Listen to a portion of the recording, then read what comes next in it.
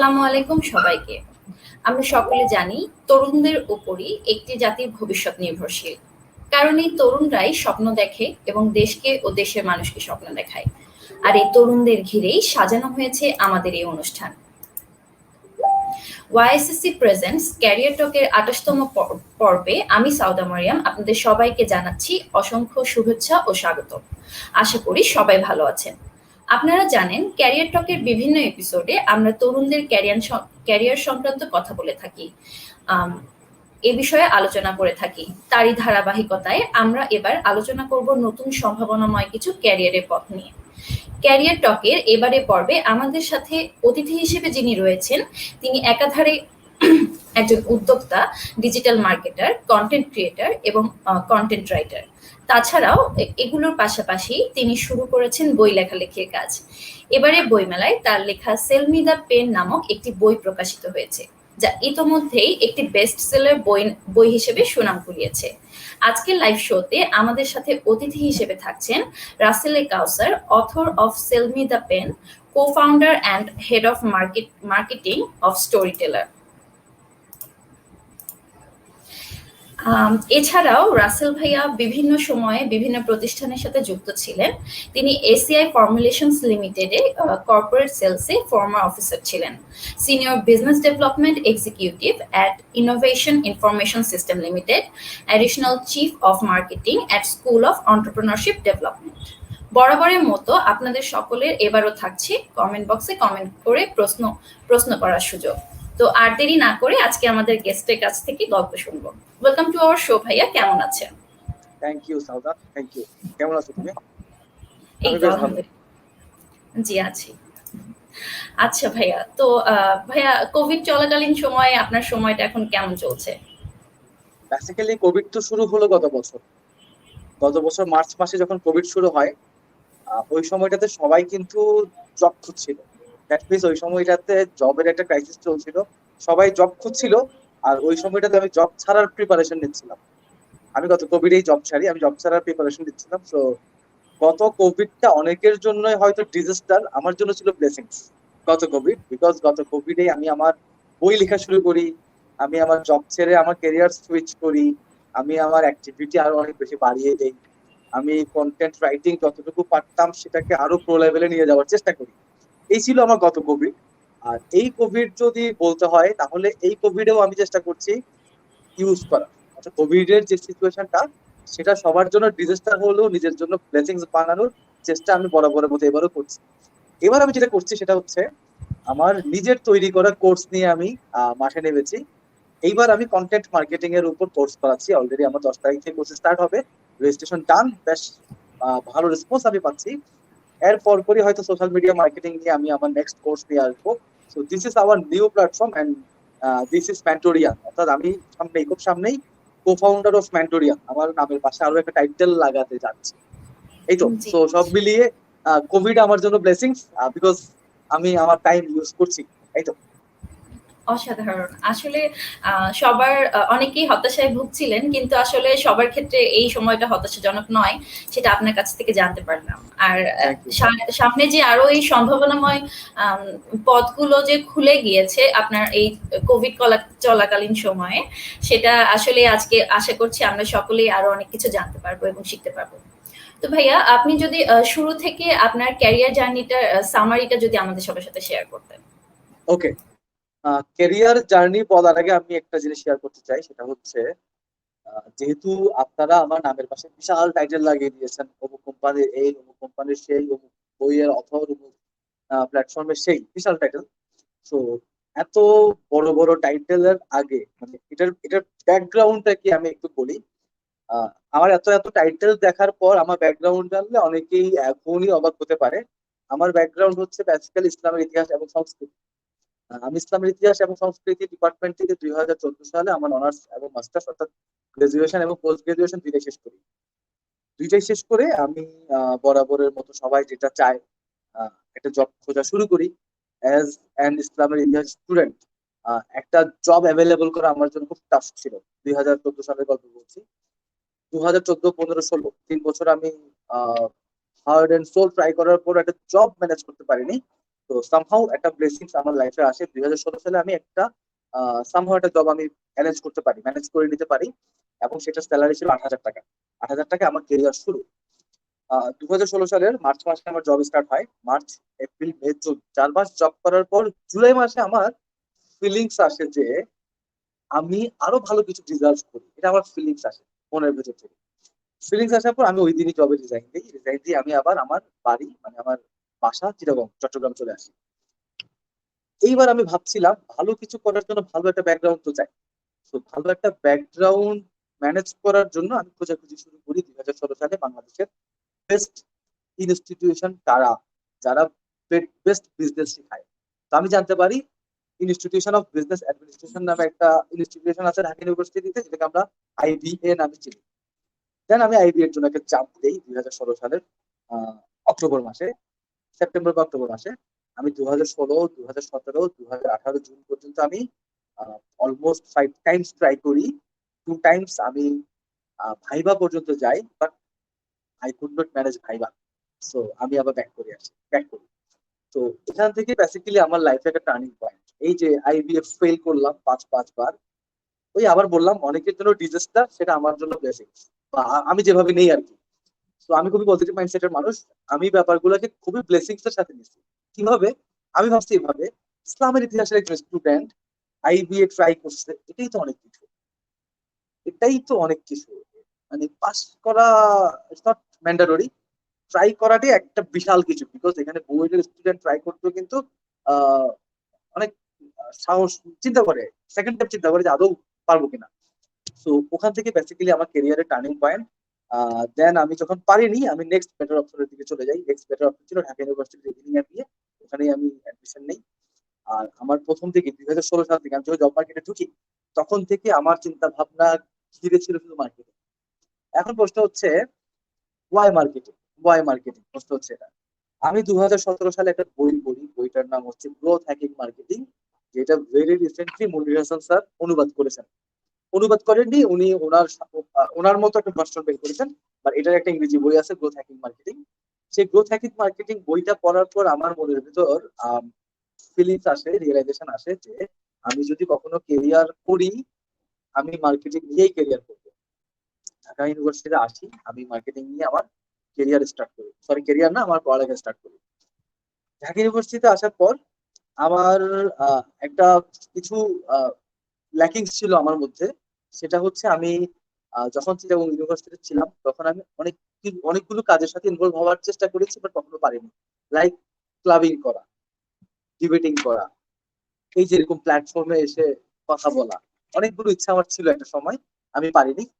তো 2018 এসে আমি ডিসিশন নেই, প্রথমে একটা বছর আমি কোনো জবে জয়েন দিব না, কোনো টাকা পয়সার পেছনে ছুটবো না। আমি একটা কাজই করব, সেটা হচ্ছে আমার সেই না পাওয়া জিনিসগুলো খুঁজে বের করা। তো ঢাকা ইউনিভার্সিটিতে এসে আমি অনেকগুলো ক্লাবে জয়েন দিই। এবং এত অ্যাক্টিভলি, শুধু অ্যাক্টিভলি না, আমি বলবো প্রোঅ্যাক্টিভলি, এতই প্রোঅ্যাক্টিভলি কাজ করি। আমাকে ঢাকা ইউনিভার্সিটির 3টা ক্লাবে আমি উইদিন 3 or 4 মান্থ আমি জেনারেল সেক্রেটারি, 3টা ক্লাবে আমি জেনারেল সেক্রেটারি হিসেবে আমার প্রমোশন হয়ে যায়। মানে জাস্ট একটা মেম্বার থেকে উইদিন 3 মান্থ জেনারেল সেক্রেটারি। তো এই জেনারেল সেক্রেটারি পদটা পাওয়ার পর আমার মধ্যে সেলফ কনফিডেন্স আরো বেড়ে যায়। দেন আমি চেষ্টা করি ঢাকা ইউনিভার্সিটির বাইরে এসে আরো বিভিন্ন অর্গানাইজেশনের সাথে কাজ করার। স্কুল অফ অন্টারপ্রেনারশিপ ডেভেলপমেন্ট নামে একটা অর্গানাইজেশনের সাথে আমার কাজ করার সুযোগ হয়। এটা ঢাকা ইউনিভার্সিটির বাইরের একটা প্রফেশনাল অর্গানাইজেশন। ওখানে কাজ করতে করতে বেশ কিছু প্রফেশনাল মানুষের সাথে আমার সম্পর্ক হয়। এই যে একটু আগে বললাম প্রোঅ্যাক্টিভলি কাজ করতাম, নট অ্যাক্টিভলি, প্রোঅ্যাক্টিভলি। একইভাবে এই অর্গানাইজেশনেও আমি প্রোঅ্যাক্টিভলি কাজ করতাম। তো যেটার রেজাল্ট হচ্ছে এমন, ওই অর্গানাইজেশনের যিনি প্রধান, উনি হচ্ছেন আবার এসিআই লিমিটেড, বাংলাদেশের one of the best organisation ACI limited এর, উনি হচ্ছেন আবার হেড অফ মার্কেটিং। ভাইয়া আমার এই প্রোঅ্যাক্টিভনেস দেখে উনি একদিন আমাকে প্রপোজাল করে বসেন যে রাসেল, আমার তো একটা ছেলে দরকার ভাইয়া, আমি তো আমার ডিপার্টমেন্টের জন্য মার্কেটিং ডিপার্টমেন্ট একটা ছেলে নিচ্ছি, তুমি কি আমার সাথে কাজ করতে ইন্টারেস্টেড কিনা? তখন আমি ভাবি, আমি তো মানুষের তো মেঘনা যাইতে বৃষ্টি আসে, আমার হচ্ছে মেঘনা যাইতে তুষার বৃষ্টি, কাইন্ড অফ তুষার, যেটা বাংলাদেশে হয় না, এটা আমার সাথে হয়েছে। আমি চাই নাই, আমি জবে ঢুকতে চাই নাই, বাট আমার কাছে এসিআই থেকে অফার চলে আসে। দেন আমি 3টা 4টা ইন্টারভিউ অ্যাটেন্ড করি এবং আমার এসিআই তে জব পেয়ে যায়। সো আমি এসিআই তে মার্কেটিং ডিপার্টমেন্টে জয়েন দিই, ওখানে অলমোস্ট 2.5 বছর কাজ করি। এরই মাঝে আমি কিন্তু আমার ক্লাবিং ছাড়িনি, আমি বরাবরের মতো ক্লাবিং অ্যাক্টিভিটিস ধরে রেখেছি। ঢাকা ইউনিভার্সিটি থেকে আমি পাশ করে বের হয়ে যাই। সো এরপর আমি চেষ্টা করি ঢাকা ইউনিভার্সিটির বাইরে এসে ক্লাবিং করতে। তখন আমরা 5 জন সমসাময়িক বন্ধু বান্ধব এবং বড় ভাই, আমাদের একজন বড় ভাই ছিলেন, আমরা 6 জন মিলে জেনারেশন জেড নামে একটা অর্গানাইজেশন স্টার্ট করি। জেনারেশন জেড এর অ্যাক্টিভিটিস ছিল জেনারেশন জেড কে নিয়ে কাজ করা, ইউথদেরকে নিয়ে কাজ করা। ওখানে কাজ করতে করতে আমি লেখালেখিটাকে আরো একটু এগিয়ে নিয়ে যাওয়ার চিন্তা ভাবনা আসে আমার মনের মধ্যে। তখন থেকে আমার মাথায় আসে একটা জিনিস যে আমি লেখালেখি নিয়ে কেরিয়ার করবো। সামহাও আমি লেখালেখি প্রেমে পড়ি, আমি লেখালেখি নিয়ে কেরিয়ার করব, আমি কন্টেন্ট নিয়ে কেরিয়ার করব, কন্টেন্ট মার্কেটিং কে আমি কেরিয়ার হিসেবে নিব। এটা আমি একটা রিয়েলাইজেশন হয় কিছু অ্যাক্টিভিটিজ এর পর। দেন আমি লেখালেখি শুরু করি প্রফেশনালি, এবং আমার নিজের একটা প্ল্যাটফর্ম তৈরি করি বিজনেস স্টোরি নাম, যেখানে রাইট নাও 15,000 মানুষ আছে যারা আমার লেখালেখি করে। এছাড়াও আমার প্ল্যাটফর্ম ছাড়াও আমি আরো অনেকগুলো প্ল্যাটফর্মে লেখালেখি করি। তো লেখালেখির জগতে আমার বেশ ভালো একটা নাম আছে এজ এ কন্টেন্ট রাইটার। আমি যখন কন্টেন্ট রাইটিং ভালো করা শুরু করি, তখন আমি চিন্তা করি ওয়াই নট আমি এটাকেই এটাকেই প্রোডাক্ট বানাচ্ছি, কেন এটাকে আমি প্রোডাক্ট বানিয়ে নিচ্ছি না। তখনই এটা হচ্ছে 2020 সালের সেপ্টেম্বর মাস, এই রিয়েলাইজেশনটা যখন আমার হয়। আমি জানি এটা সামহাও আমি একটু ক্রেজি টাইপের, যখনই রিয়েলাইজেশন আসে তখন আমার আবার রিয়েলাইজেশন হলো যে কন্টেন্ট নিয়ে আমি আমি কিছু বলবো। আমি সাথে সাথে 2020 সালের সেপ্টেম্বর মাসে সিএ থেকে জব ছেড়ে দিই। ওই যে বলছিলাম ওই সময়টাতে মানুষ কিন্তু জব খুঁজছিল, আমি এসিআই এর মতো বিরাট এক কোম্পানি ছেড়ে দিচ্ছি শুধুমাত্র নিজের কিছু একটা করার জন্য। দেন সেখান থেকে এসে ভাবা শুরু করি যে যেহেতু আমি কন্টেন্ট নিয়ে কাজ করবো, দ্যাট মিনস আমি স্টোরি বলবো, তাহলে আমি নিজেকে স্টোরি টেলার হিসেবে পরিচয় দিতে বেশ স্বাচ্ছন্দ্য বোধ করবো। সেখান থেকে আমার প্রতিষ্ঠানের নাম স্টোরি টেলার। স্টোরি টেলার একটা অ্যাডভার্টাইজমেন্ট এবং মার্কেটিং, কন্টেন্ট মার্কেটিং এবং অর্থাৎ এটিএল বিটিএল টিটিএল 3টা সার্ভিসই আমরা আমাদের স্টোরি টেলার প্ল্যাটফর্ম থেকে দিয়ে থাকি। So right now I am the head of marketing and co founder of story teller. আমার প্রিভিয়াস জব ছিল এসিআই লিমিটেড, বলার মতো। আর এর আগে আরো কিছু কোম্পানিতে আমি কাজ করেছি, সেগুলা খুব বলার মতো কিছু না। আর রাইট নাও আমি একজন অথর হিসেবে মার্কেটে এসেছি। আমি এইবার বইমেলায় আমার একটি বই এসেছে অলরেডি, আপনি বলেছেন, সেল মি দিস পেন। এই বইটি এবার বইমেলায় রকমারি.কমে বেস্ট সেলার লিস্টে এখন পর্যন্ত আছে বইমেলার প্রথম থেকে। ইনশাল্লাহ নেক্সট বছর আরো একটি বই নিয়ে আসার ইচ্ছা আছে। তো এই হচ্ছে মোটামুটি আমার কেরিয়ারের পথ চলা। আর একটা কথা একটু বলি, শুরুতেই বলেছিলাম যে একজন ইনস্ট্রাক্টর হিসেবে আমি খুব রিসেন্টলি মার্কেটে আসতে যাচ্ছি। 10 তারিখ, অর্থাৎ 10 এপ্রিল 2021, 10 এপ্রিল আমার প্রথম course content marketing pro course launch হতে যাচ্ছে, এবং অলরেডি আমার এখানে 56 জন স্টুডেন্ট আমার এনরোল করে ফেলেছে। দ্যাট মিনস 56 জন স্টুডেন্ট আমার কোর্স করবে, মানে আমি অলরেডি ইনস্ট্রাক্টর, একজন অলরেডি ইনস্ট্রাক্টর হিসেবে আমি নিজেকে ফিল করতেছি আর কি। সো রাইট নাও মেন্টরিয়াল নামে আরেকটা প্ল্যাটফর্ম নিয়ে আমরা আমাদের অনলাইন লার্নিং প্ল্যাটফর্ম শুরু করতে যাচ্ছি। তো এই হচ্ছে মোটামুটি আমার ক্যারিয়ার। অসাধারণ ভাইয়া, সত্যি অনেক ইন্সপিরেশনাল ছিল। আমি নিজেও আপনার এই যে সেল মি দ্য পেন বইটার ইন্ট্রোটা দেখেছি এবং আমি নিজেও নিতে চাচ্ছিলাম আসলে। তো যেহেতু আপনি বলেই দিলেন যে রকমারি.কম থেকে আমি পেয়ে যাচ্ছি, তো আশা জি করছি আমি ওখান থেকে নিচ্ছি এবার। তো ভাইয়া, তো এই যে এবারে বইমেলাতেই তো আপনার জি সেল মি দ্য পেন নামক বইটি প্রকাশিত হয়েছে। তো আপনার এই বইটি সম্পর্কে যদি আমাদের এখন কিছু বলতেন ভাইয়া। ওকে। বেসিক্যালি সেলফি ডিসপেন বইটি একটি রূপকর্থে ব্যবহার, এই নামটি একটি রূপকর্থে ব্যবহার করা হয়েছে। আমি বইটির ভূমিকাটা একটু বলি, তাহলে সবাই বুঝে যাবে বেসিক্যালি বইটি কি নিয়ে। এবং বইয়ের ভূমিকা বলার পর আমি একটা জিনিস সবাই কাছে শেখাবো, যারা আমাদেরকে শুনছে। বেসিক্যালি সেলস এর একটা রুলস আছে, don't sell the feature, if you want to sell, sell the benefit. তার মানে আপনি কখনো ফিচার সেল করলে মানুষ সেটা পারচেজ করবে না। আপনাকে যদি সেল করতে হয় প্রোডাক্টের বেনিফিট সেল করতে হবে। এবার দেখেন, আমরা একটা সময় ইকোনোডিএক্স নামে একটা কলম দিয়ে লিখতাম অনেক ছোটবেলায়, ইকোনোডিএক্স। হঠাৎ করে আমরা ইকোনোডিএক্স ছেড়ে ম্যাটোডোর দিয়ে লেখা শুরু করছি। কেন? এটার পেছনে একটা রিজন আছে। প্রথমত ইকোনোডিএক্স দিয়ে লিখতে গেলে হাত ব্যথা হয়ে যেত, বিকজ ইকোনোডিএক্স এর 4টা পাশ ছিল 4 কোনা টাইপের, হাত ব্যথা হয়ে যেত। ম্যাটাডোরের গ্রিপারটা হচ্ছে সফট এবং গোল, হাত ব্যথা হয় না। সেকেন্ড, ম্যাটাডোর দিয়ে লিখতে গেলে লেখাটা খুবই স্লিম, খুব চিকন একটা লাইন আসে এবং লেখার স্পিড বেড়ে যায়। থার্ড, ম্যাটাডোরের বল পয়েন্টটা এত স্মুথ যে এটা জেল জেল ভাব চলে আসে, অর্থাৎ স্মুথলি ফিনিশিং টাচ দেওয়া যায়। এই যে ইকোনোডিএক্স বলছে ভাই আমাকে দিয়ে লেখা যায়, ম্যাটাডোর বলছে ভাই আমাকে দিয়েও লেখা যায়, প্লাস স্মুথলি লেখা যায়, স্মুথলি ধরা যায়, স্পিডে লেখা যায়। Why I will purchase EconoDX? Definitely I would like to purchase Matador, because Matador আমাকে বেনিফিট দিচ্ছে। দ্যাট মিনস আমি প্রমাণ করে দিলাম সেলসের একটা rules, don't sell the feature, whether sell the benefit. একইভাবে আমরা মানুষ, আমাদের ফিচার হচ্ছে কি? আমাদের ফিচার হচ্ছে আমরা কথা বলতে পারি। তাহলে এখন প্রশ্ন হচ্ছে আমরা কত ভালো কথা বলতে পারি, বিকজ আমরা কত ভালো কথা বলতে পারি তার উপরে ডিপেন্ড করে সব থেকে ভালো জবটা আপনার হবে কি হবে না। বিকজ জব মার্কেটে আপনার ইন্টারভিউ, অর্থাৎ আপনার কথা শুনেই কিন্তু আপনাকে হায়ার করা হয়। আপনি একজন ইনভেস্টরের কাছে পিচিং করে ভালো ইনভেস্টমেন্ট পাবেন কি পাবেন না, এটাও ডিপেন্ড করে আপনি ভালো কথা বলতে পারছেন কি পারছেন না। আপনি ভালো সুযোগটা পাবেন কি পাবেন না, বিকজ আজকে আমাকে হয়তো টাকা হতো না যদি আমি কথা বলতে না পারতাম, বা যদি আমি যদি কোনো বেনিফিট, সোসাইটিতে কোনো বেনিফিট অ্যাড না করতাম, কোনো ভ্যালু অ্যাড না করতাম, আজকে হয়তো এখানে আমাকে টাকা হতো না। তো আমি কোথাও না কোথাও কোনো না কোনো ভাবে ভ্যালু অ্যাড তো অবশ্যই করছি, এটা কারণে আজকে আমাকে টাকা হয়েছে। তো একটা মানুষ যদি তার ফিচার সেল করা শুরু করে, সেই ফিচার কিনতে nobody interested, not even YSSD, not even any organisation, not even any business platform.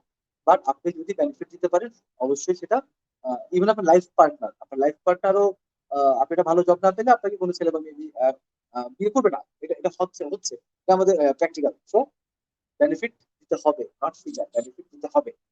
আর মানুষের লাইফে ফিচার গুলোকে সরিয়ে রেখে কিভাবে অনেক অনেক বেনিফিট অ্যাড করা যায়, সেই সমস্ত বেনিফিটের একটা বিশাল লিস্ট নিয়ে হচ্ছে আমাদের। অর্থাৎ 2016 সালে আমার যে এক্সপিরিয়েন্স শুরু হয়েছে আইবিএ থেকে, সেটা 2020 পর্যন্ত আমি ইসলামী ইতিহাসের রাসেল কিভাবে আজকে ওয়াইএসএস তে লাইভে এসে কথা বলছি বা আমার শুনছে সবাই। এই যে আমার মাঝখানে লাইফ লাইফ সাইকেল, এই লাইফ সাইকেল আমি কি কি বেনিফিট অ্যাড করেছিলাম, সেগুলোই আমি টুলস এবং ট্রিক্স গল্পের মতো, যেটা আমি স্টোরি টেলার, গল্পে গল্পে যেগুলো আমি তুলে ধরেছি টোটাল 56টি গল্পে, 176 পৃষ্ঠাতে। এইবার আমি আপনাকে একটা জিনিস শেখাবো। কন্টেন্ট মার্কেটিং এর ভাষায় একটা একটা টপিক আছে, টপিকটার নাম হচ্ছে পেইড ক্লিক। পেইড ক্লিক, এটা কন্টেন্ট মার্কেটিং এর ভাষা, পেইড ক্লিক। পেইড ক্লিক কি জিনিস? পেইড ক্লিক মানে হলো এমন একটা ক্যাপশন লেখা যেটা ক্লিক করে মানুষ অন্য কোথাও চলে যায়। ইউটিউবে আমরা দেখি, এ কি করলেন শাকিব খান, এই ধরনের ক্যাপশন দেখে আমরা ইউটিউব ভিডিওটা ক্লিক করি, ভেতরে গিয়ে দেখি আজকে শাকিব খান জন্মদিনে কেক কেটেছেন। সিম্পলি লেখা ছিল কি করলেন শাকিব খান, আমরা তো ভাবছি কি না কি করে ফেলছে শাকিব খান। এটাকে বলে বেইট ক্লিক কন্টেন্ট মার্কেটিং এর ভাষায়। আমি আমার বইতে বেইট ক্লিক ইউজ করেছি। বেইট ক্লিক আমি ইউজ করেছি, কিভাবে ইউজ করেছি দেখেন। যারা আমাকে চিনে পার্সোনালি, যারা আমার লেখালেখি পড়ে, তারা সবাই আমার বই সম্পর্কে জানে। তারা জানে আমার বইটা কি দিয়ে লিখেছি, এবং তারা সবাই আমার বইটা কিনে ফেলেছে অলরেডি। যারা আমাকে চিনে না, আমার বই সম্পর্কে জানে না, অর্থাৎ যারা মেলায় গেলেন বাট আমাকে চিনে না। এই যে দেখেন সেলফ স্পেন, এটা হচ্ছে দ্য ওল্ড অফ ওয়াল স্ট্রিটের একটা বিখ্যাত ডায়লগ। সেলফ স্পেন, লিওনার্দো ডিক্যাপ্রিওর বিখ্যাত একটা ডায়লগ, সেলফ স্পেন। যারা মুভি ফ্রিকার, তারা কিন্তু সেলফ স্পেনকে ভেবে নিচ্ছে কি লিওনার্দো ডিক্যাপ্রিওর মুভির কোনো একটা পার্ট, সে বইটা তুলে নিচ্ছে। ভেতরে দেখছে না ব্যাপারটা আসলে মুভি না, অন্য কিছু। স্টিল তার ভালো লাগলে সে বইটা কিনছে, না লাগলে নট। আবার যারা সেলিং এর সাথে ইনভলভ, যারা সেলস এর সাথে ইনভলভ, তারাও ভেবে নিচ্ছে সেলস এর বই, তারাও বইটা তুলছে। তুলে নিয়ে যদি দেখে যে ভেতরের ইন্ডেক্স তার পছন্দ হয়েছে কিনছে, না হলে কিনছে না। আবার যারা মার্কেটিং প্রফেশনাল, তারাও অনেকে বইটা তুলে নিচ্ছে। আবার সেলফ ডিসকাউন্ট বইটা আসলে নামটা খুবই ইউনিক কনসেপচুয়াল নাম। তো যারা নামটা পছন্দ করছে সবাই তুলে নিচ্ছে। তো এখানে আমি একটা বেট ক্লিকিং করেছি। এই বেট ক্লিকিং এর রেজাল্ট হচ্ছে আমি নিজে বই মেলায় দেখেছি অনেক মানুষ বইটা তুলেছে সেলফি ডিসকাউন্ট এই টাইটেল ভেবে, আর ভেতরে দেখছে অন্য কিছু। অন্য কিছু দেখে তারা পড়ছে, তার মধ্যে অর্ধেক মানুষ বই কিনেছে, বিকজ ভেতরে প্রশ্নটা তাদের পছন্দ হয়েছে। তো আমি এখানে দুইটা জিনিস বললাম, এক হচ্ছে ডেফিনিশন কি জিনিস সেটা আমি শিখালাম, পাশাপাশি অ্যাজ এ কন্টেন্ট মার্কেটার হিসেবে how content works, how bet taking works, এই জিনিসটা একটু জাস্ট শেয়ার করে দিলাম, যদি কারো কাজে লেগে যায়। এই তো। বাহ! অসাধারণ। তো দর্শক আপনারা জেনে গেলেন যে সেল মি দিস পেন এই বইটির আসলে কি, কি ফিচার্স রয়েছে এবং তা আসলে আমাদের কিভাবে কাজে লাগবে। এরকম একটি বই আমাদের সকলেরই আসলে থাকা উচিত। যেমন লাইভ শোর ক্ষেত্রে যেটা হয় আমরা একবার দেখি। কিন্তু যখন আমাদের আ বুক শেলফে বা টেবিলে এরকম বই থাকে তখন সেটা দেখতে, দেখতেই আসলে আমাদের একসময় ভেতর থেকে একটা ইন্সপিরেশন কাজ করে যে না এখন সময় যে আমরাও এই বিষয়ে কিছু একটা করব। তো ভাইয়া আপনার কাছে আমার এরপরের প্রশ্নটা হবে যে আপনি তো বিভিন্ন এক্সট্রা কারিকুলার অ্যাক্টিভিটিস এর সাথে যুক্ত ছিলেন এবং সেখান থেকেই আজকে যে পর্যায়ে এসেছেন।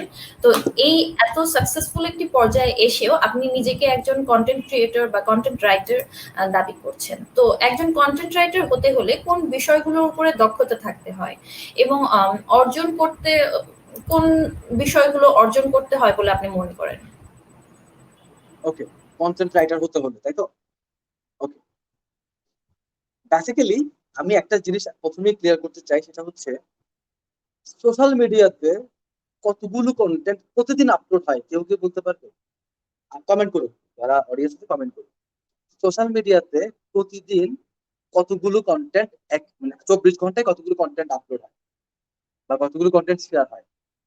দেখি, আমি জাস্ট দেখতে চাই র্যান্ডমলি কেউ একটা কমেন্ট করেন, র্যান্ডমলি।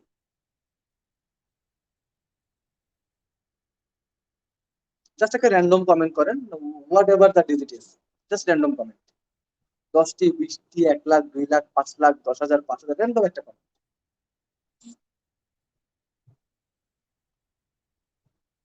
আচ্ছা, আমরা মনে করি কমেন্ট পাচ্ছি না, তো আমি বলি সোশ্যাল মিডিয়াতে প্রতিদিন 14 প্রতিদিন 1400 কোটি কন্টেন্ট প্রতিদিন আপলোড হচ্ছে সোশ্যাল মিডিয়াতে। 500 প্লাস, 500 প্লাস তো আমি এক সপ্তাহে করি। 1,000 আমার টিম এক সপ্তাহে করে। 1400 কোটি কন্টেন্ট প্রতিদিন আপলোড হয়, প্রতিদিন শেয়ার হয় পুরো পৃথিবীতে। আমি শুধু বাংলাদেশের কথা বলিনি, সোশ্যাল মিডিয়া, ওভারঅল সোশ্যাল মিডিয়ার কথা বলছি। তো এই যে এই পরিমাণ কন্টেন্ট, এই যে এই পরিমাণ, এত পরিমাণ কন্টেন্ট শেয়ার হচ্ছে, এখন আমাকে একবার বলেন যে why people will stop, why people will stop on your content?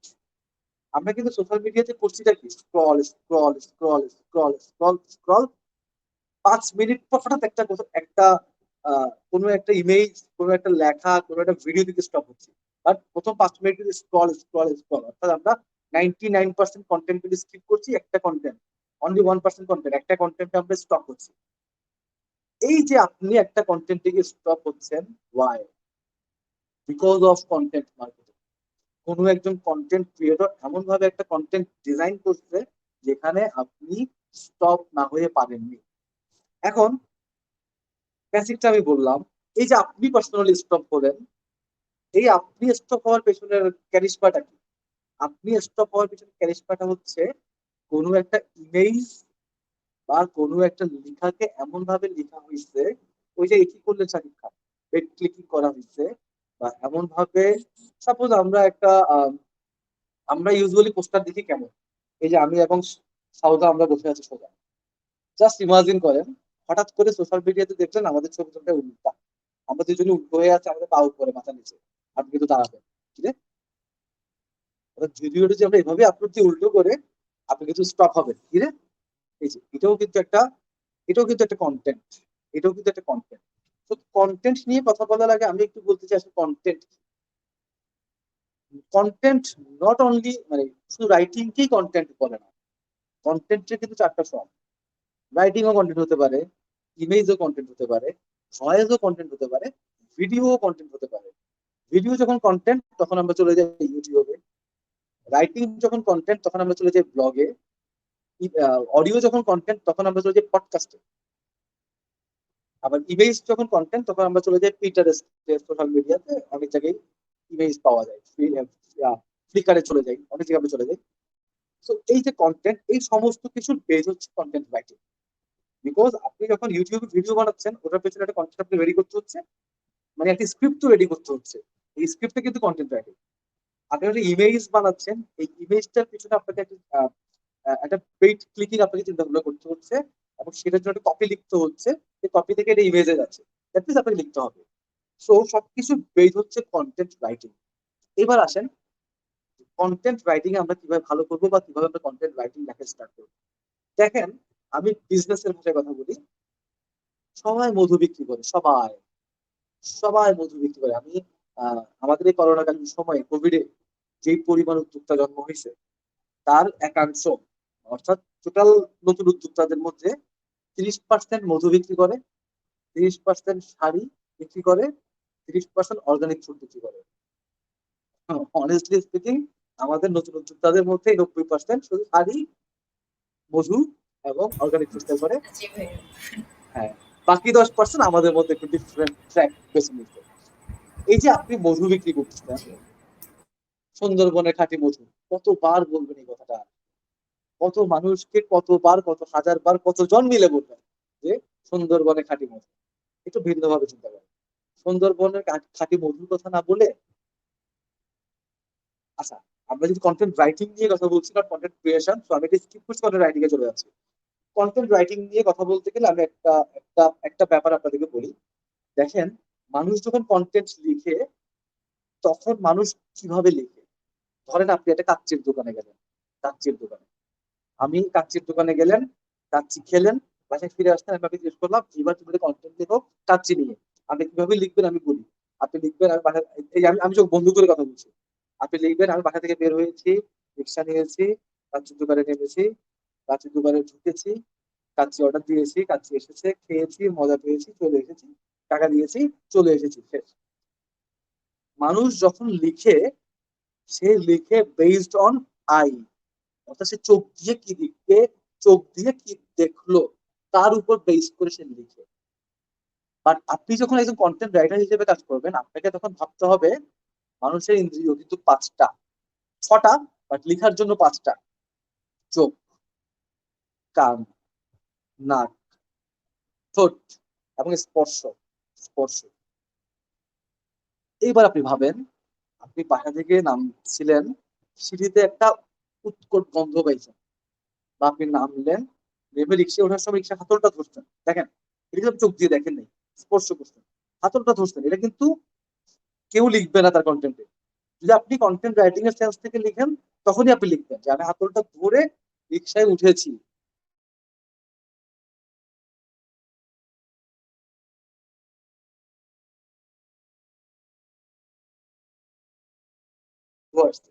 এই যে আমি ঘ্রাণটা নিচ্ছি এবার, আমি নেমেছি, পকেট থেকে বের করে এই যে টাকা দিয়েছি, এটা কিন্তু কোনো কেউ লিখে নাই, বলছে নিশ্চিত করে নামছি, বিরিয়ানি থেকে ঢুকছি। আপনি এখানে স্পর্শ নিয়ে কাজ করতেছেন।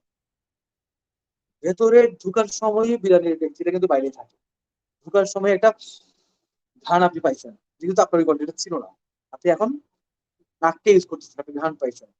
ভেতরে বসার পর এই বিরিয়ানি বিরিয়ানি বিরিয়ানি, ওই যে ডাকতেছিল ওরা ওখানে, এই মামা এটা আনো, এই মামা এটা আনো, গ্লাসের টুং টাং শব্দ, চামিচের টুং টাং শব্দ, রান্নাঘরে এই হাফ দাও হাফ দাও, এই যে মানুষ কথা বলতেছে, কান দিয়ে জিনিসটা শুনলেন, এই জিনিসগুলো আপনি আপনার কন্টেন্টে ঢুকান।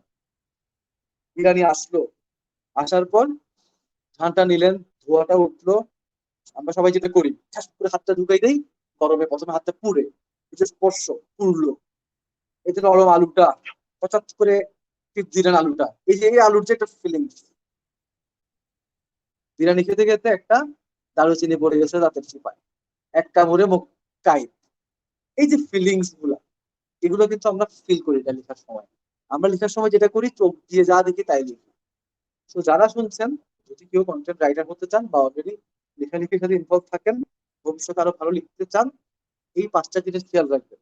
আরো অনেক প্রো টিপস আছে, সেগুলো জানতে হলে যাইতে হবে আমার কোর্সে। আমি একটু মার্কেটিং করলাম, সেগুলো জানতে হলে যেতে হবে আমার কোর্সে। এটা একটা বেসিক কথা আমি বললাম। সো এই পাঁচটা ইন্দ্রিয় দিয়ে কাজ করেন, এই পাঁচটা ইন্দ্রিয়কে ইউজ করেন। লেখার মধ্যে চোখ ছাড়া আরো অনেক ইন্দ্রিয় থেকে ইনফরমেশন এনে লিখুন, দেখবে আপনার কন্টেন্ট হবে ইউনিক। আর কেউ এই ইনফরমেশন দিবেন না, দারুচিনি কামড় কেউ দিবে না, গোস্তের নরম মিহি একটা ফিল কেউ দিবে না। তো সো আমার সাজেশন হচ্ছে কেউ যদি লেখালেখি যদি ইনভলভ থাকেন, ফার্স্ট এনজিও কে ইউজ করেন, ফার্স্ট এনজিও থেকে ইনফরমেশন নেন এবং সেগুলো স্টোরি টেলিং এর মতো করে ঢেলে দেন। তো আপনার কন্টেন্ট ভালোভাবেই হবে। সবার। অসাধারণ ভাইয়া। থ্যাংক আজকে ইউ। আমি আসলে আপনার কাছে একটা নতুন জিনিস শিখতে পারলাম যে এর আগেও আমি কনটেন্ট রাইটিং এর একটি ক্লাস করেছিলাম। ২ টি ক্লাস করেছিলাম আসলে। তো সেখানে কেউ আমাকে এই কথাটা বলেনি যে ৫ টি ইন্দ্রিয়কে আমরা কিভাবে কাজে লাগাই সেটা হচ্ছে আমরা কনটেন্ট রাইটিং এ দিতে পারি। তো এটা আসলেই সত্যি নতুন একটি আইডিয়া এবং নতুন একটি কিছু শিখতে পারলাম। তো ভাইয়া কনটেন্ট রাইটিং এ বলতে আপনি একটা কথা বলছিলেন যে হচ্ছে আমরা স্ক্রল করতে একটি বেছে নিই। তো এই ক্ষেত্রে কিভাবে এটি কাজ করে ফাংশন মানে Facebook এর বা এই যে ডিজিটাল মার্কেটিং এর ক্ষেত্রে গ্রাহক বা গ্রাহকদের একটি বিরাট সংখ্যক তাদের হচ্ছে ডেটা প্রয়োজন হয়। ডেটা প্রয়োজন হয় যা কুকিজ বা অন্য কোনো উপায়ে সংগ্রহ করা হয়ে থাকে, তাই না? তো এই ক্ষেত্রে গ্রাহকদের প্রাইভেসি ভায়োলেশন অনেক বড় একটা কনসার্ন। তো আপনি কি মনে করেন যে বাংলাদেশে এই ডেটা কালেকশনের বা ডিজিটাল মার্কেটিং এর ক্ষেত্রে প্রাইভেসি ভায়োলেশনটা কি মানে বাংলাদেশিরা কি সচেতন বা ডিজিটাল মার্কেটাররা যারা আছেন তারা কি সচেতন? আচ্ছা, এখানে প্রথমত একটা মিসকনসেপশন আছে। ডিজিটাল মার্কেটাররা ডেটা চুরি করে না, প্রথমত। ডিজিটাল মার্কেটাররা ডেটা চুরি করে না, এটা হচ্ছে প্রথম। আমার মিসকনসেপশনটা এমনই ছিল যে আমরা কুকিজ থেকে হয়তো ডেটা ডেটা লিক করছি, বা ডেটা আমরা কোথাও লিক করে দিচ্ছি, বা সামহাও ডেটা কালেক্ট করে নিচ্ছি। প্রথম কথা হচ্ছে ডিজিটাল মার্কেটাররা এই কাজটা করে না। হ্যাঁ, ডেটাটা কিভাবে যাচ্ছে? দুইটা ভাবে ডেটা যায়। এক হচ্ছে আপনি ইনপুট দিবেন। আমি একটা ফেক ফেসবুক ইন্টারফেস ডিজাইন করলাম, আপনাকে একটা ফেক লিংক পাঠালাম। আপনি সেই লিংক ক্লিক করে আমি আপনাকে লিখলাম যে আপনি এখান থেকে লগ ইন করলে 5,000 টাকা পুরস্কার পাবেন। আপনিও বুঝেন না, একটু গ্রাম থেকে আসছেন বোকাশোকা। আপনি লিংক ক্লিক করলেন, নতুন একটা ইন্টারফেসে চলে গেলেন, আপনি আপনার আইডি পাসওয়ার্ড দিলেন। ঠিক এই পাশে কিন্তু আমি বসা, আমি আপনার আইডি নিলাম, পাসওয়ার্ড নিলাম, আমি লগ ইন দিলাম, চেঞ্জ করে উল্টা আপনার কাছ থেকে 5,000 টাকা চেয়ে বসলাম। এটা হচ্ছে হ্যাকিং, এটা হচ্ছে ডিরেক্ট হ্যাকিং। আরেকভাবে ডাটা পাস হয়, সেটা হচ্ছে আহ, আমার একটা স্টার্ট আপ আছে, কথা কথা আমার কোর্স, আমার একটা মেন্টরিয়াল নাম, আমার একটা ইনস্টিটিউশন আছে, কোর্স প্রোভাইড করি। সেখানে আমি আমার ক্লায়েন্টকে বললাম যে ভাইয়া, এখানে আপনার নাম দিতে হবে, আপনার ইমেল আইডি দিতে হবে, আপনার কন্ট্যাক্ট নাম্বার দিতে হবে। আহ, দিলে আপনি আমার কোর্সটা এনরোল করতে পারবেন। উনি কিন্তু তিনোটা জিনিসই দিচ্ছে, এবং ওই ডাটাগুলো আমি কালেক্ট করতে পারি। এটাকে বলে লিড জেনারেশন, মার্কেটিং এর ভাষায় এটাকে বলে লিড জেনারেশন। যেহেতু ইনফরমেশন গুলা উনি নিজে থেকেই দিচ্ছেন, উইলিংলি দিচ্ছেন, ঠিক আছে ভাই আপনি আমার ইমেল আইডি, ফোন নাম্বার দুইটাই রেখে দিন, আমার কোনো প্রবলেম নাই।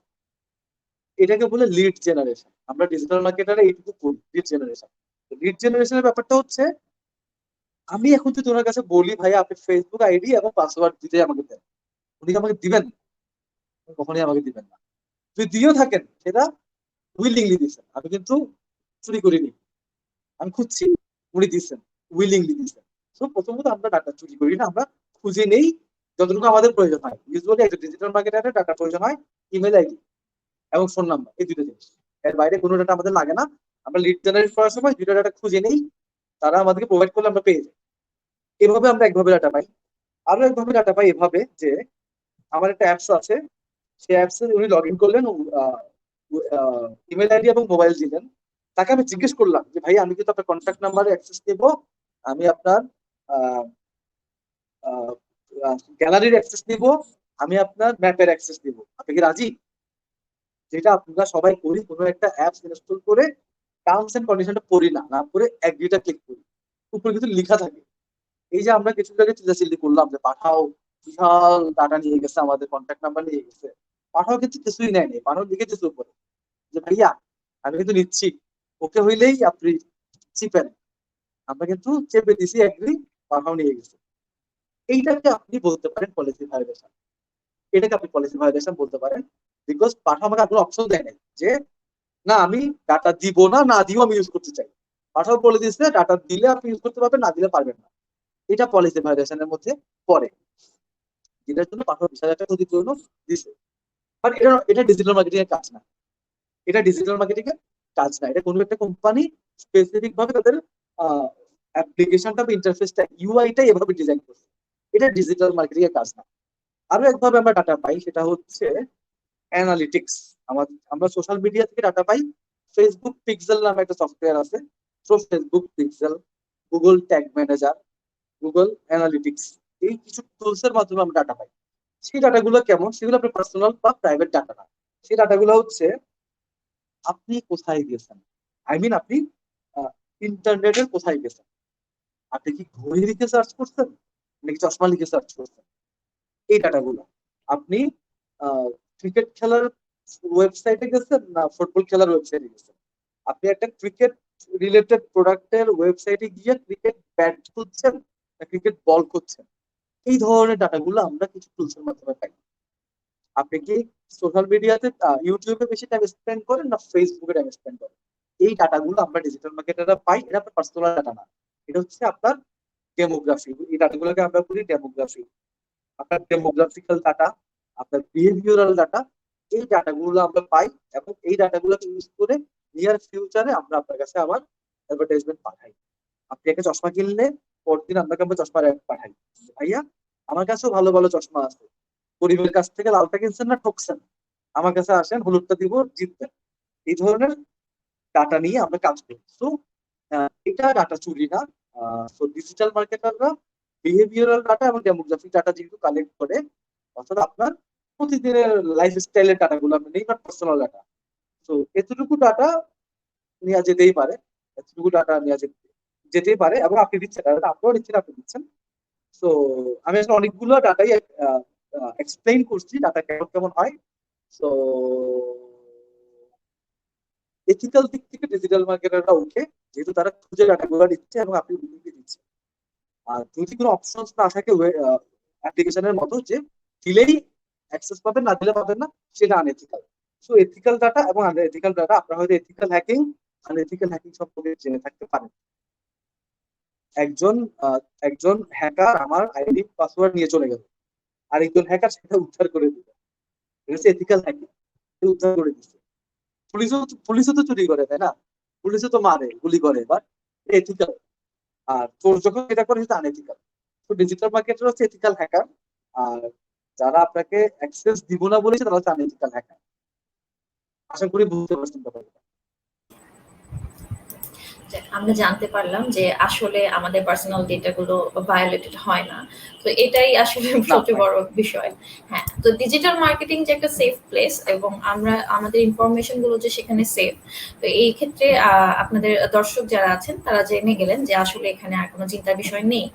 তো ভাইয়া আমি একটা আমরা ছোট্ট ছিলাম ইনফরমেশন দিব, একটু আমরা আপনার একটু ইন্টারাপ্ট করি কন্টেন্ট একটু। রাইটিং কথা নিয়ে কথা বলছিলাম। তো এরপরে তো ভাইয়া আপনি আপনার কন্টেন্ট রাইটিং বোধহয় জব ছাড়ার পর থেকে শুরু, জি, না আমি কন্টেন্ট যতদূর রাইটিং করি আমি অনেক জানতে আগে পারলাম থেকেই। আর কি।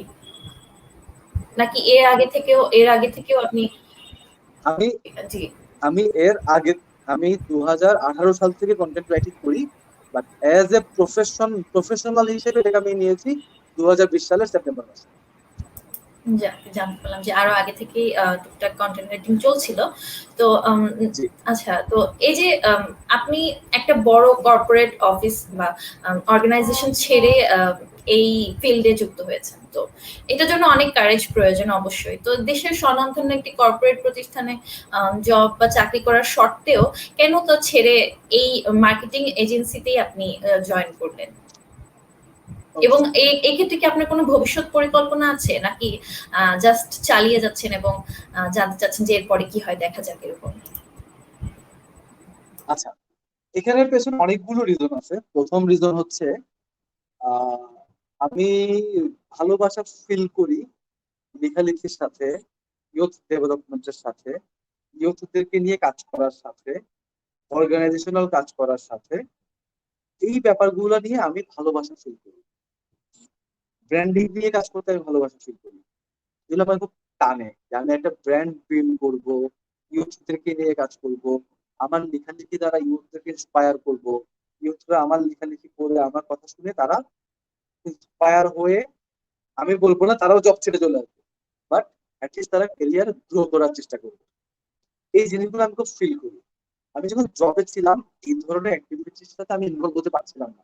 বিকজ আপনারা খুব ভালো করে জানেন, যখন আমরা একটা কর্পোরেট কোম্পানিতে থাকি আমাদের অনেক রুলস এন্ড রেগুলেশন থাকে, অনেক কথা আমরা চাইলেও বলতে পারি না, অনেক কিছু চাইলেও করতে পারি না।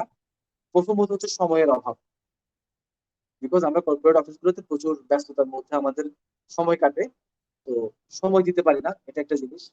2 নাম্বার জিনিস হচ্ছে কোনো কোম্পানি, সেটা যত বড় কোম্পানি হোক বা যত ছোট কোম্পানি হোক, কোনো কোম্পানি চায় না আপনি সেই কোম্পানি ছাড়াও আরো একটা অর্গানাইজেশন, আরো একটা সার্কেল, আরো কিছুটা মেনটেন করে। এটা কোনো অর্গানাইজেশন চায় না। কোনো অর্গানাইজেশন চায় না আপনি জবের শেষ করে বাসায় বসে বই লিখে। তারা চায় অবশ্যই যে সময়টা আছে ওই সময়টাও আপনি অফিসের কাজ করেন। এটাই এটাই কোম্পানি চায়। ইভেন আমি এমনও ফিল করছি যে যদি আমি জব না ছাড়তাম আমার হয়তো এবছর বইটাও পাবলিশ করা পসিবল ছিল না। বিকজ এই একটা বই পাবলিশ করতে গিয়ে আমাকে না হলেও 10 বার, 1 মাসে 10 বার বাংলা বাজার যেতে হয়েছে। Just correction, printing, binding, tracing, এটা সেটা, কাভার, অনেক কিছুর জন্য আমাকে 10 বার যেতে হয়েছে। আমি জবে থাকতাম ইভেন হয়তো আমি যেতেই পারতাম না, বইও বেরোতাম, পাণ্ডুলিপি থেকে যেত। তো এই সমস্ত অ্যাক্টিভিটি গুলো যেটা আমি পছন্দ করি, ভালোবাসি, এই অ্যাক্টিভিটি গুলো আমার প্রায়োরিটি ছিল। জবের থেকে আমার বেশি প্রায়োরিটি ছিল এই অ্যাক্টিভিটি গুলো। তো আমি চেষ্টা করেছি এই অ্যাক্টিভিটি গুলোকে কিভাবে সমন্বয় করা যায়, কিভাবে কোলাবোরেট করা যায়। অর্থাৎ আমি চাচ্ছিলাম আমার হবি গুলাই কেন আমার ইনকাম, মানে হবি গুলাই কেন না আমাকে ইনকাম করবে, আমি এটা চাচ্ছিলাম। যেটা আমার হবি, যেটা আমার পছন্দ, আমার পছন্দ গুলাই কেন আমাকে ভাত খাওয়াবে না, এটা ভাবছিলাম। আমি গত বছর ওই যে বললাম কোভিড স্টার্ট হওয়ার পর মার্চ মাসে অনেক লম্বা সময় পেলাম, ছুটি পেলাম 2 মাস, একদম অফিস বন্ধ। ওই 2 মাস বসে বসে ভাবছি শুধু যে এই অ্যাক্টিভিটি গুলো থেকে কিভাবে আর্নিং করা সম্ভব, এই অ্যাক্টিভিটি গুলো থেকে কিভাবে স্যালারির সম পরিমাণ টাকা বাসায় আনা সম্ভব, যেটা আমাকে আমার ভালোবাসাও ধরে রাখবে, আমার দিন শেষে আমাকে রাতে শান্তি মতো ঘুমাইতেও দিবে। ওই রিয়েলাইজেশন থেকে আমি জব ছাড়ি। অবশ্যই জব ছাড়ার আগে আমি এনশিওর হয়েছি যে আমাকে আমার এই অ্যাক্টিভিটিস গুলা পয়সা দিবে। আমি আগে এনশিওর হয়েছি। আমি এনশিওর হওয়ার পরে আমি জব ছাড়ছি, এবং আমি আমার যেগুলো আমার লাভিং অ্যাক্টিভিটিস, আমি আমার লাভিং অ্যাক্টিভিটিস গুলোকে আমি আমার বিজনেসে কনভার্ট করছি। আলহামদুলিল্লাহ আমি বেশ ভালো করতেছি। আহ, শুনে খুশি হবেন, আমি আমার জবের স্যালারি থেকে বেশি আর্ন করছি এবং যথেষ্ট পরিমাণ ফ্রি সময়ও পাচ্ছি। জি, অসাধারণ। আলহামদুলিল্লাহ, শুনে খুবই ভালো লাগলো যে নিজের পছন্দের ফিল্ডে কাজ করেও আপনি এত প্রোগ্রেস করতে পারছেন। এটা আসলে সত্যি ইন্সপায়ারিং। তো দর্শক, আপনাদের যদি ভাইয়ার উদ্দেশ্যে কোনো কোয়েশ্চেন থেকে থাকে তাহলে অবশ্যই কমেন্ট বক্সে জানাবেন। এখানে একজন কমেন্ট করেছেন যে কথাগুলো চুম্বকের মতো টানছে প্রোগ্রামটা দেখার জন্য। তো আপনাকে ধন্যবাদ ভাইয়া। তো আসলেও থ্যাংক তাই, ইউ ম্যাম। আমি নিজেও খুবই ইন্সপায়ার্ড হচ্ছি আসলে। আজকের সেশনটা আমি খুবই উপভোগ করছি। তো অনেক কিছু জানার আছে, অনেক কিছু শেখার আছে এবং অনেক কিছু জানতে পারছি। ভাইয়া, তো কর্পোরেট মার্কেটিং ফিল্ডে যে আমরা যদি ক্যারিয়ার হিসেবে দেখতে চাই, যে শিক্ষার্থীরা যদি ক্যারিয়ার গড়তে চায়, তো তাদের উদ্দেশ্যে আপনার পরামর্শটা কি হবে? একটাই পরামর্শ, সেটা হচ্ছে আপনি ফার্স্ট ইয়ারের স্টুডেন্ট হন, সেকেন্ড ইয়ারের স্টুডেন্ট হন, third year, fourth year, what ever, যে ইয়ারই আপনি থেকে থাকেন, একটা কাজ এখনই করবেন। এখনই, এখনই মানে এখনই, আবারও বলছি, এখনই মানে এখনই। জাস্ট প্রোগ্রাম শেষ, কাগজ কলম নিয়ে বসে যাবেন এখনই। সেটা হচ্ছে প্রয়োজনে আমাকে নক করতে পারেন যে ভাইয়া আপনার সিভিটা আমাকে পাঠান। যেহেতু আমি একজন মার্কেটিং প্রফেশনাল, বেশ বড় একটা কোম্পানিতে কাজ করে আসছি, আমার সিভিটা খুবই স্ট্রং। ভাইয়া আপনার সিভিটা আমাকে এখনই আমি সবাইকে পাঠিয়ে দিব।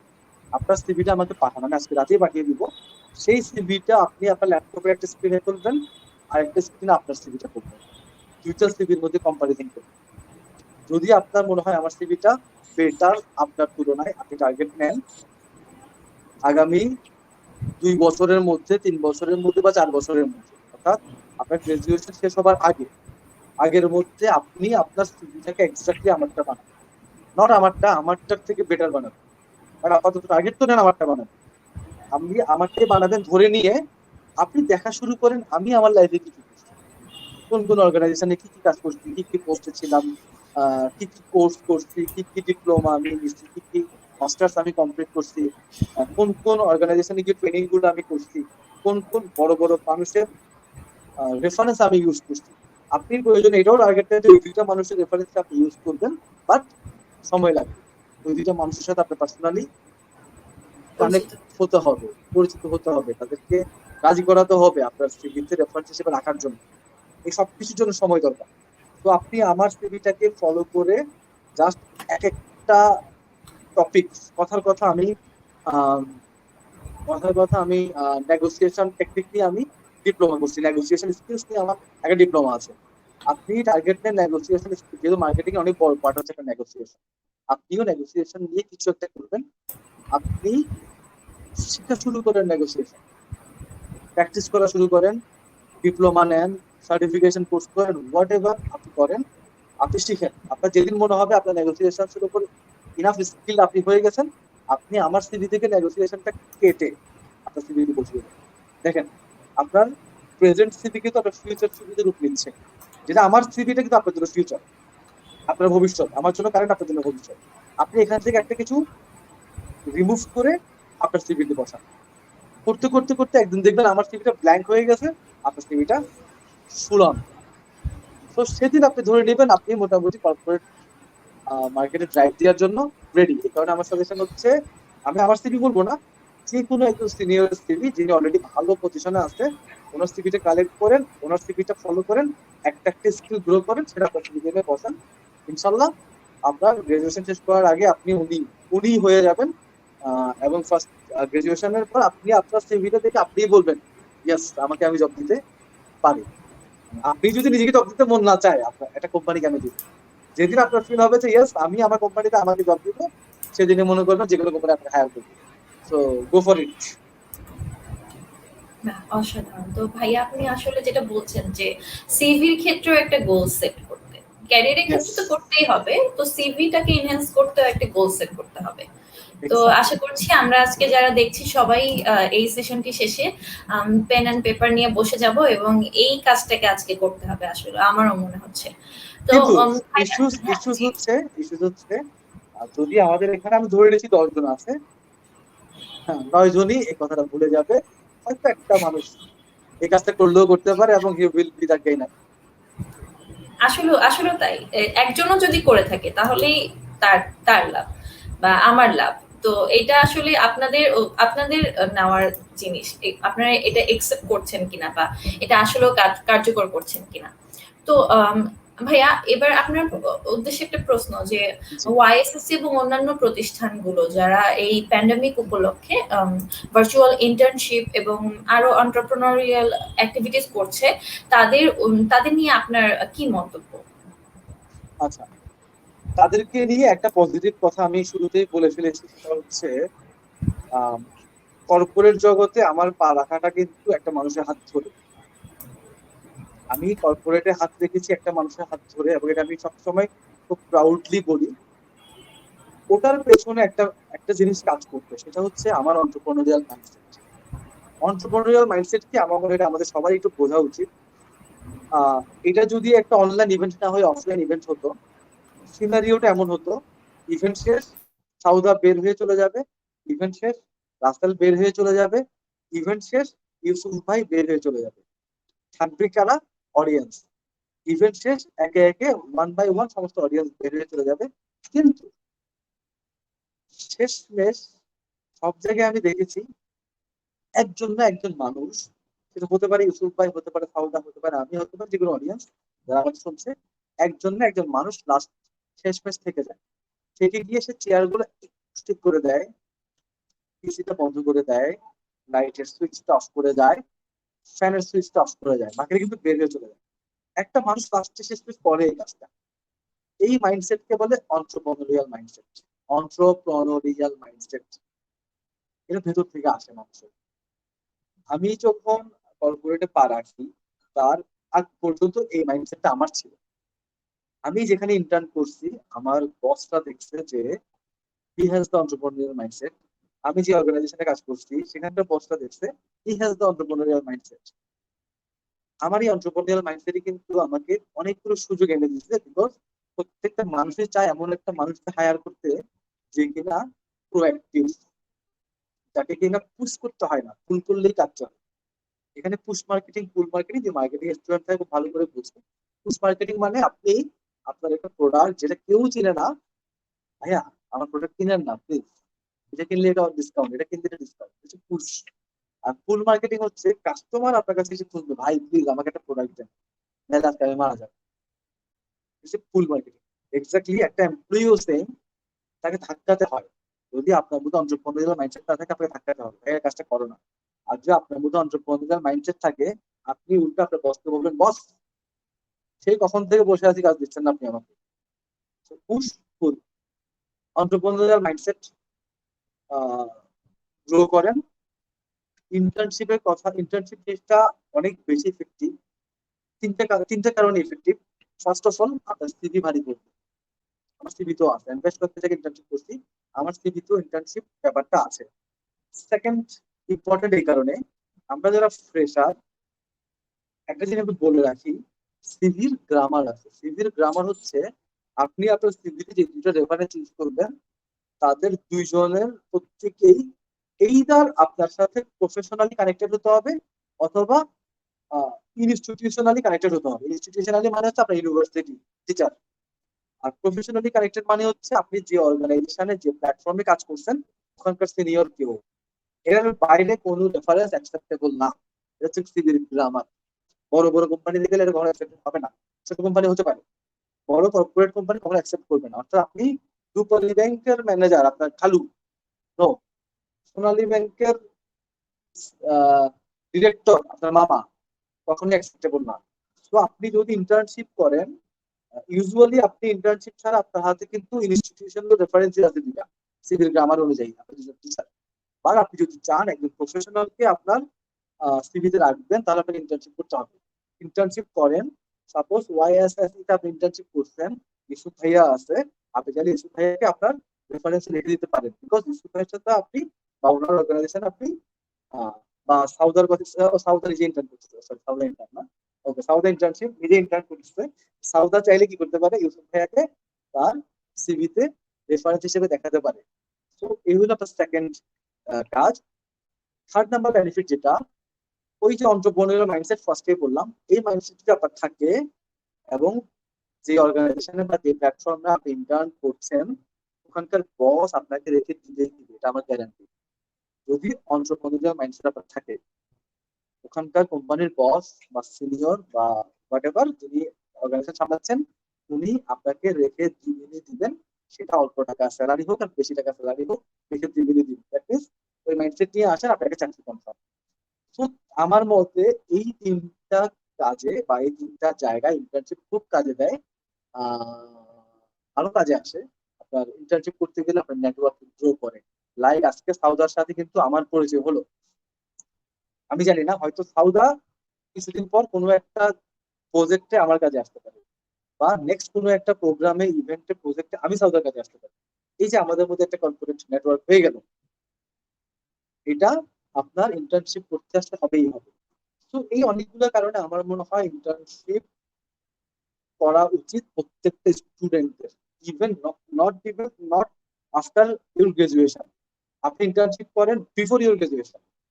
এখন কিন্তু অনেক অর্গানাইজেশন কিন্তু গ্রাজুয়েশনের আগেই ইন্টার্নশিপ নিচ্ছে, ভার্চুয়াল ইন্টার্ন। আমি আমার এজেন্সির জন্য প্রায় 9 জনকে ইন্টার্ন হিসেবে নিয়েছি।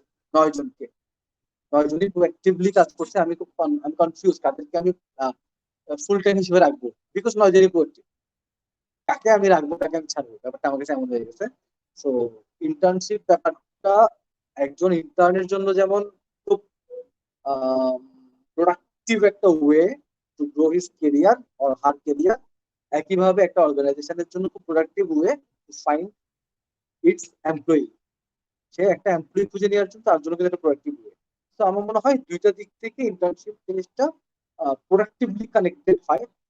So it's utmost important things in our life and organization life. অসংখ্য ধন্যবাদ ভাইয়া আপনার এত Thank you, ভাইয়া। মূল্যবান একটি পরামর্শের জন্য। তো ভাইয়া আর বেশি সময় নিব না। আমরা অনেক সময় নিয়ে নিয়েছি আসলে। একদমই শো এর প্রায় লাস্টের দিকে, শেষের দিকে চলে এসেছি। তো আপনার কাছে এর পরের প্রশ্ন যেটা আমি করব ভাইয়া, যে আপনি তো স্টোরি টেলার নামক একটি মার্কেটিং এজেন্সির co-founder, যার কর্মসূচি যাদের কর্মসূচি মাধ্যমে অন্যতম হচ্ছে ডিজিটাল মার্কেটিংটা গড়ে উঠেছে। তো ট্রেডিশনাল মার্কেটিং এর পথে ডিজিটাল মার্কেটিং আশ্রয় নিচ্ছে আসলে। তো বড় বড় কোম্পানিগুলোতে ডিজিটাল মার্কেটিংটা আসলে আশ্রয় নিচ্ছে, আমি যেটা বলতে চাচ্ছি। তো বাংলাদেশের প্রেক্ষাপটে ট্রেডিশনাল মার্কেটিং এর এই যে ব্যবহার কতটুকু ডিজিটাল মার্কেটিং লিমিটেড করে দিচ্ছে ভাই আপনি মনে করেন? ওকে, এখানে একটা মিসকনসেপশন সবারই আছে। সো এজ এ মার্কেটার আমি প্রথমে দুইটা কথা বলি নিই। What is marketing, what is branding, what is sales, what is digital marketing, what is content marketing. আমি এটা এক্সপ্লেইন করি, আমাদের সময় বেশি নেই, আমি জাস্ট 2 মিনিটে শেষ করছি। মার্কেটিং, মার্কেটিং মানে হচ্ছে শেয়ার অফ ওয়ালেট। মার্কেটিং মানে হলো একজন মার্কেটার চেষ্টা করবে একজন গ্রাহক বা একজন কাস্টমার যেন তার ওয়ালেটের প্রত্যেকটা টাকা ওই কোম্পানিকে দিয়ে দেয়। দ্যাট মিনস শুধু ওই কোম্পানির প্রোডাক্ট কিনে। This is marketing. What is branding? একজন ব্র্যান্ড ম্যানেজারের কাজ হচ্ছে শেয়ার অফ হার্ট বাড়ানো। শেয়ার অফ হার্ট অর্থাৎ একজন ব্র্যান্ড ম্যানেজার চেষ্টা করে একজন কাস্টমারের মনে জায়গা করে নিতে। একজন কাস্টমারের মনে শুধু তাকেই কাস্টমার মনে রাখবে, এটা হচ্ছে শেয়ার অফ হার্ট। আর সেলস এর কাজ হলো শেয়ার অফ শেলফ। শেলফ মানে হচ্ছে তাক। সেলস এর কাজ হলো একটা দোকানের পুরোটা শেলফ তখন নিয়ে নেয়, যেই শেলফে তারই প্রোডাক্ট পাওয়া যাবে আর কারো প্রোডাক্ট পাওয়া যাবে না। এটা হচ্ছে সেলস এর কাজ।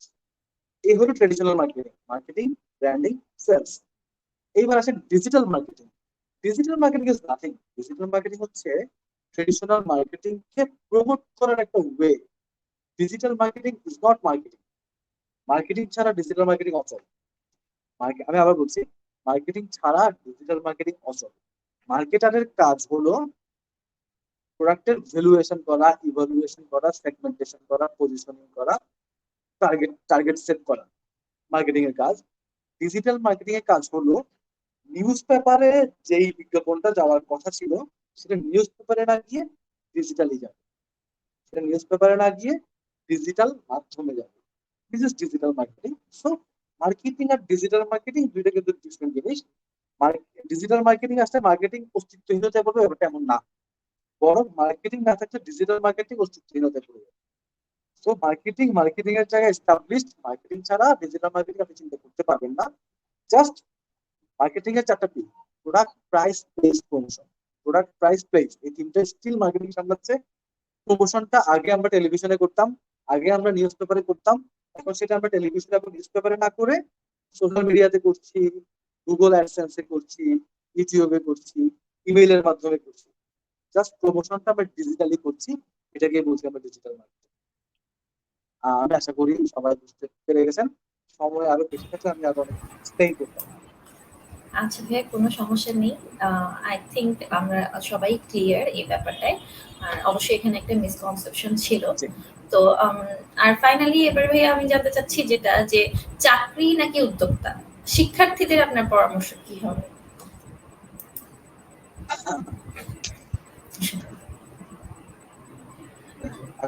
অ্যাবসলিউটলি উত্তরটা, কেন আমি চাকরি করবো, কেন আমি চাকরি করবো? জাস্ট জাস্ট ইমাজিন করেন, আমি মাস শেষে আমার 10টা এমপ্লয়িকে বিকাশে পেমেন্ট পাঠাচ্ছি, বিকাশে টাকা পাঠাচ্ছি, স্যালারি পাঠাচ্ছি। আমি প্রত্যেক মাসে আমি নিজের হাতে পাঠাই আমার 10টা এমপ্লয়িকে। এইটার মতো একটা গ্রেট ফিলিংস আর কিছু হতে পারে না। আপনি 10টা ফ্যামিলি চালাচ্ছেন, ব্যাপারটা কিন্তু এমন না। আপনার টাকায়, আপনার কোম্পানির প্রফিটের টাকায় 10টা ফ্যামিলি চলছে, আপনার ফ্যামিলি চলছে, 11টা ফ্যামিলি চলছে। এটার থেকে গ্রেট ফিলিংস আমার মনে হয় না আর কিছু হতে পারে। তার উপর এই যে আমি লাইভ করছি, আমি যদি জব মার্কেটে থাকতাম আমার কোম্পানি থেকে পারমিশন নিতে হতো, তখন আমি এসিআই নামটা ইউজ করতে পারতাম না। কোম্পানি থেকে আগে লিখিত রিটার্ন নিতে হতো যে বস আমি একটা লাইভে যাই, লাইভে যাব, এসিআই কে আমি উল্লেখ করতে পারবো কিনা, আমার তো পারমিশন দিতে হতো। পরাধীন লাইফ। এই যে আমি চলে আসছি হুটহাট হুটহাট, এই লাইভ শেষ করে আরেক লাইভে যাবো, no permission, no permission required. তো অবশ্যই উদ্যোক্তা। আশা করি দর্শক সবাই আপনারা বুঝতে পেরেছেন যে উদ্যোক্তা হওয়াটাই শ্রেয়। কারো অধীনে আপনাকে কাজ করতে হবে না এবং নিজের একটা স্বাধীনতার জায়গা থাকে। নিজের যে স্যাটিসফ্যাকশন এর জায়গা এটা আসলেও জরুরি। কারণ আমরা দীর্ঘ সময় কিন্তু চাকরি করে কাটাই। মোস্ট অফ দ্য পিপল যারা চাকরি করেন আসলে তারা দীর্ঘ সময় চাকরি করে কাটায়। তো কারো আন্ডারে কেন করব? অবশ্যই নিজেই সম্ভাবনা তৈরি করব এবং অন্যকে চাকরি দিব। এটার চেয়ে বেটার কিছু আর হতে পারে না। তো ভাইয়া আর ফাইনালি আপনি আমাদের ওয়াইএসএসসি যারা আছেন ওয়াইএসএসসি উদ্দেশ্যে যদি কিছু বলতেন। আচ্ছা, ওয়াইএসএস এর উদ্দেশ্যে বলবো না অডিয়েন্সের উদ্দেশ্যে বলবো? ওয়াইএসএসই যারা এমপ্লয়িজ এবং অডিয়েন্স ওকে রয়েছে তাদের উদ্দেশ্যে। ওকে ওকে ওকে ওকে। প্রথমত সাউদাকে ধন্যবাদ পুরো 1 ঘন্টা ধরে আমার বক বক শোনার জন্য। একদম 1 না ঘন্টা। ভাই, অসাধারণ ছিল। আমি মোটেও বোর হই নাই। আমি খুবই এনজয় করেছি এবং অনেক কিছু শিখেছি। ওকে, এটা এটা তোমার ব্রড মেন্টালিটির পরিচয়। তো অডিয়েন্সদের উদ্দেশ্যে আমি একটা কথা বলতে চাই যে কিছু করেন আর না করেন, আজকেই সিভিটা লিখেন আর না লিখেন, উদ্যোক্তা হন আর এমপ্লয়ি হন, আমার কথাগুলো মনে রাখেন আর না রাখেন, please try to be the best version of you. Try to be the best version of you. যেটাই করেন, পানিতে ঝাঁপ দেন, বাট স্টিল ট্রাই করেন বেস্ট ভার্সনটাই করেন। পানিতেই ঝাঁপ দেন, বাট বেস্ট ভার্সনটাই করেন, যেন ওই পানিতে ঝাঁপিয়ে আপনাকে অলিম্পিকে নেবে। So please try to be the best version of you. অসাধারণ। তো আপনারা যারা অডিয়েন্স ছিলেন আপনাদের সকলকে অনেক ধন্যবাদ এতক্ষণ ধরে, এত সময় ধরে আমাদের কথাগুলো শোনার জন্য। এবং অবশ্যই অবশ্যই ভাইয়া আপনাকে আপনার মূল্যবান সময়গুলোর জন্য অনেক অনেক ধন্যবাদ। থ্যাংক ইউ, থ্যাংক ইউ আশা সাদা। করছি এখান থেকে যে বন্ডিং হয়েছে, যে পরিচয় হয়েছে, আজকে যা কিছু শিখেছি সেগুলো আমাদের ভবিষ্যতে কাজে লাগবে এবং আবারও দেখা হবে। তো আজকে এখানেই শেষ করছি। সকলে ভালো থাকবেন, সুস্থ থাকবেন, আর আবার দেখা হবে। Stay tuned with YSSC. আল্লাহ হাফেজ।